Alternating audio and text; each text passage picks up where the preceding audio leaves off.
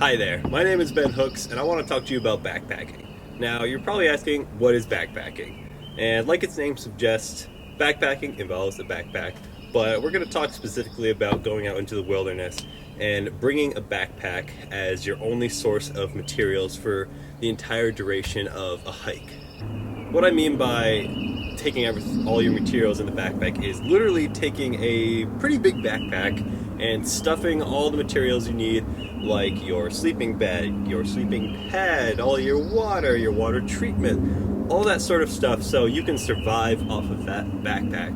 Now, I'm not talking about survival, like wilderness survival. No, I'm talking about going out into the woods, hiking on predetermined trails, and unless you want to do a little bit of bushwhacking, and using your materials to have a relaxing time, not some survival monster time that you would see on a reality TV show. There are many reasons why people may want a backpack, but primarily the reasons I choose the backpack are because I enjoy the challenge of it and I like reaching my goal at the end.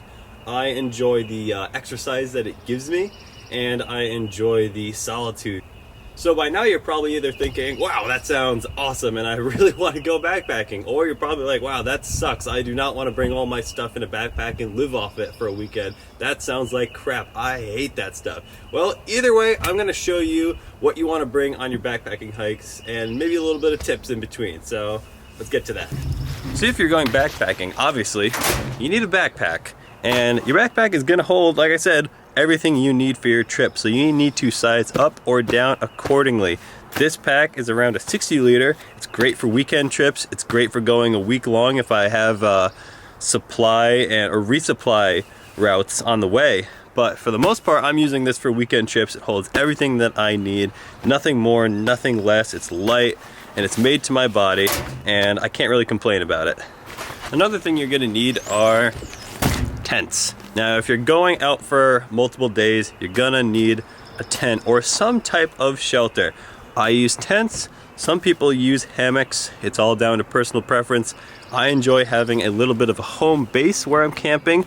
Some people enjoy that hammock comfort feature, and they are definitely more comfortable than sleeping in a tent sometimes.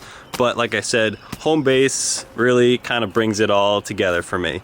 Now, you have a lot of different choices of tents. Here I have a 3-person tent. It's obviously bigger than this one, and this is a 1-person tent, and the weight differences are pretty noticeable. And this guy is great for if you're gonna have multiple people, or if you're just going with a friend. One person can carry the tent, the other person can carry the poles. But if you're going by yourself, you should really stick with 1-person tents, because that will save a ton of weight and you will be able to hike further, longer, and you won't get tired as much lugging this big thing around. So if you can, go with a 1-person tent. Don't forget your tent poles. So the next thing you're gonna wanna bring is a sleeping bag or some type of quilt to keep you warm on your trip. Now, here you gotta think, what am I doing? Am I going out to the Appalachian Trail or doing a couple days up in the White Mountains? You gotta realize, yeah, if you're going in the summer, it's pretty warm in the days, and you get really sweaty and it really sucks sometimes. But the problem is it gets cold up at night. So you have to bring something so you don't freeze to death. So I have this. I go up to the White Mountains a lot. It's a 10-degree bag. It's a little bit of an overkill, but I like being warm. If you like sleeping colder, get a bag that's not as warm. If you like sleeping warmer, get something like this that's stuffed to the brim with down, and it's extremely, extremely warm. This keeps me nice and toasty. The next thing you need to bring is a sleeping pad. Now, you do not want to sleep on the ground. Multiple reasons. It sucks. I've done it before. I do not recommend it, and I will never do it again. And I did that in the best conditions possible on a tent site. Now, you're not always going to get a tent site, and you may get on the ground, and there's no way you're going to sleep comfortably on a rocky, uneven ground. So you're going to need some sort of sleeping pad. Now, this inflates, and it's nice and compact, so there's no excuse not to bring this. You're going to be very uncomfortable, and it's actually dangerous to not bring it because the ground sucks the heat out of you like nobody's business, and you're going to wake up uncomfortable. You're going to have crinks in your back, and you're gonna be cold, so cold, especially if you're going up in the mountains. Don't go without a sleeping pad, it's extremely necessary. Now there are multiple ways of treating this issue, but when it comes to water treatment, nothing really beats a squeezable filter. There are tablets, iodine tablets that you can put in water, but those take up to 30 minutes and then you have this weird aftertaste in your mouth. They're smaller, they're probably the size of this right here, but you can't really beat the speed and the convenience and the safety factor of a squeeze bottle. And there have been multiple studies that found that the absolute best and safest way to filter your water is actually physically filtering it, not just dropping in iodine tablets, because there are a lot of things that can go wrong. You may not keep the iodine in as long as you need to. You may be just parched and you need a drink right then and there, and there's not much that can go wrong. All that you have to watch out for is you can't let this freeze, especially if there's water in here, because this sends water through nanocarbon tubes. And yeah, very scientific. And I don't know how it works, but basically the water will expand and those nanotubes are going to expand with the water, and that's going to let all of those nasty bacteria through. So keep it warm, keep it in your sleeping bag, and you'll be all set. It doesn't weigh that much, so it's not bad to have. Now this is a bad example because my first aid kit is lacking a lot of first aid materials, but that's because I've actually used a lot of the stuff in here because I've recently gotten hurt on the trail. I had to wrap my leg in bandages because my knee gave out and I had to just take all the gauze and wrap my leg. So it's a little empty, but you have to bring a first aid kit. You know, you're gonna get hurt.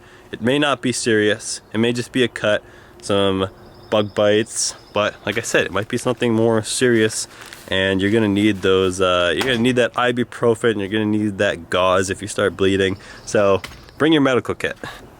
Now I always recommend bringing a knife. I don't always use it, but it's really good to have. It's good to have in, you know, if there was some unfortunate situation where you needed to do some self-defense, but primarily you'll use it if you need to, like, you know, cut something at camp. If you're eating some, I don't know, summer sausage and you need to cut your summer sausage, this is perfect for cutting up your meals. And just, it's good to have a knife and clip it onto your pants and forget about it.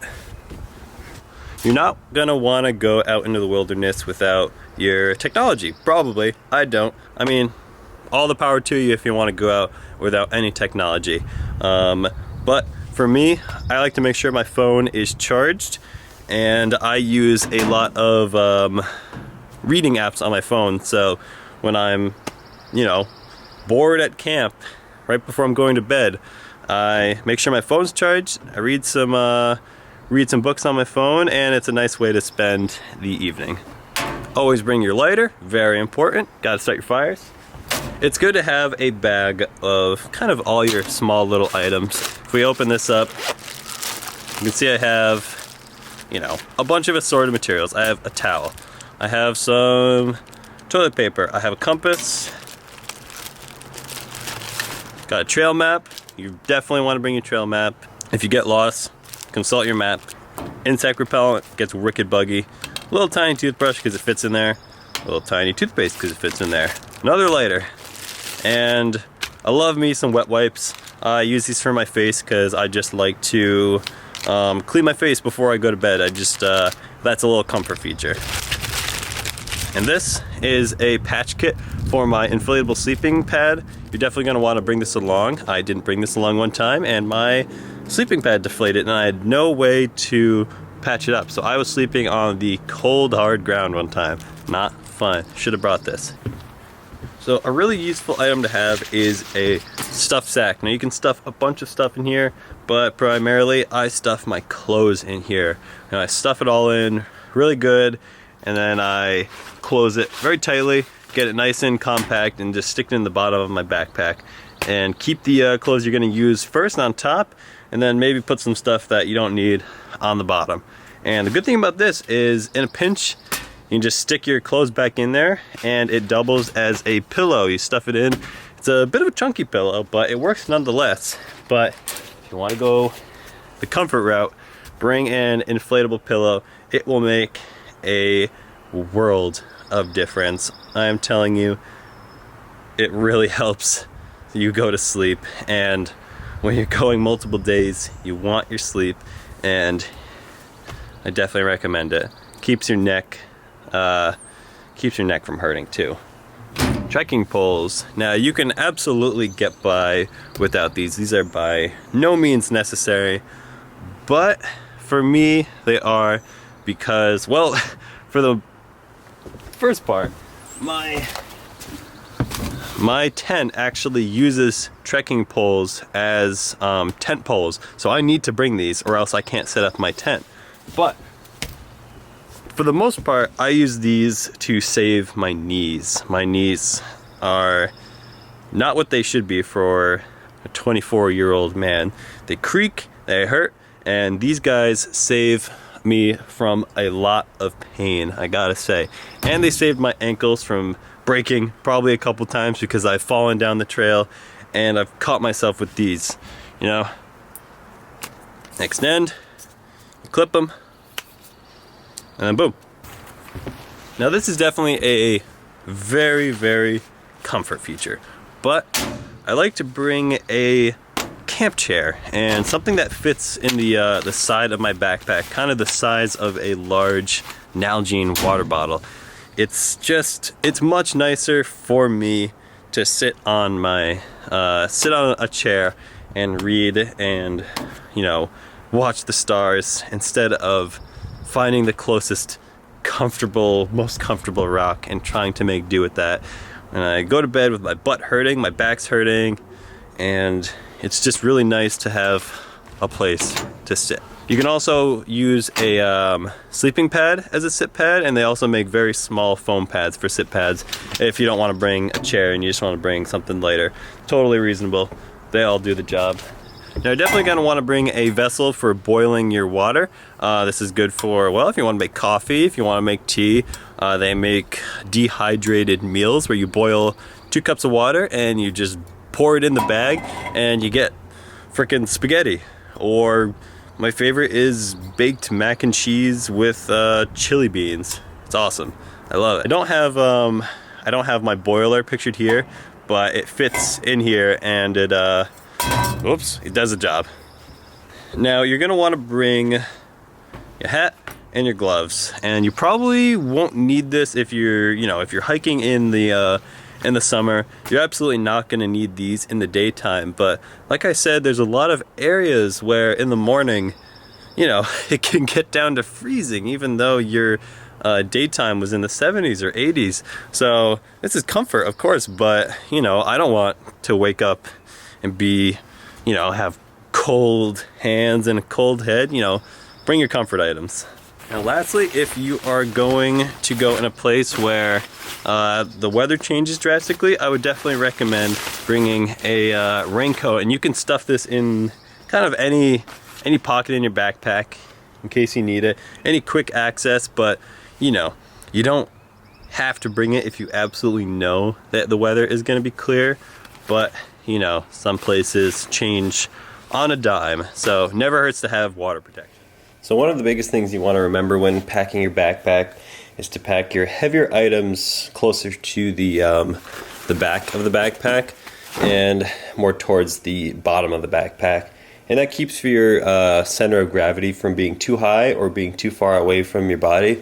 And when your center of gravity is farther away or too high up, you'll be just a little bit more unstable, and that can cause some more injuries and, you know, cause you to fall more and just kind of tire you out more. So here I'm just going to show you a quick time lapse of how I pack my backpack and just where I put each item.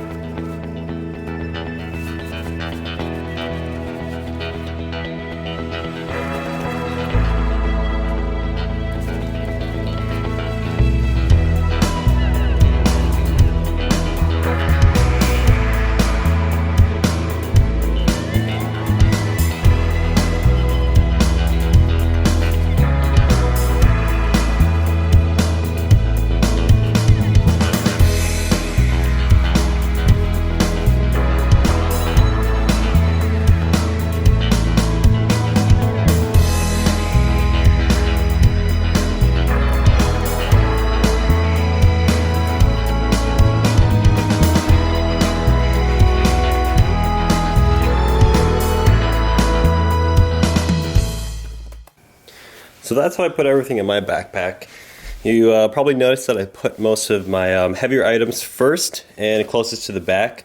That would be my tent, my sleeping bag, my sleeping pad, kind of the big items that I want really close to my body because they're going to weigh me down the most, and those are the ones that I want as close as possible to me. And for my hiking poles, I clip them right onto my my backpack, or I just carry them as I go. So that's pretty much it for how I pack for my backpacking trips. There are going to be some differences, and I didn't show you how to set up a tent because my tent is going to be probably much different from the tent you have. So if you get a tent, look up your tent manufacturer, and I'm sure you will find a ton of videos on how to set up your tent. Really, the best thing to do is just get out there with some of your friends or go out by yourself with a bunch of gear and hey, see what works for you, see what doesn't work for you. There are these type of hikes called shakedown hikes where you bring a bunch of gear and then you see what works for you. Not everything is gonna be what you need, you know. I brought a bunch of stuff that I don't even think about taking with me on my hikes anymore. So yeah, test it out, see what works for you. So that's it for how I hike, and I really hope you get out there and enjoy hiking too. Thank you.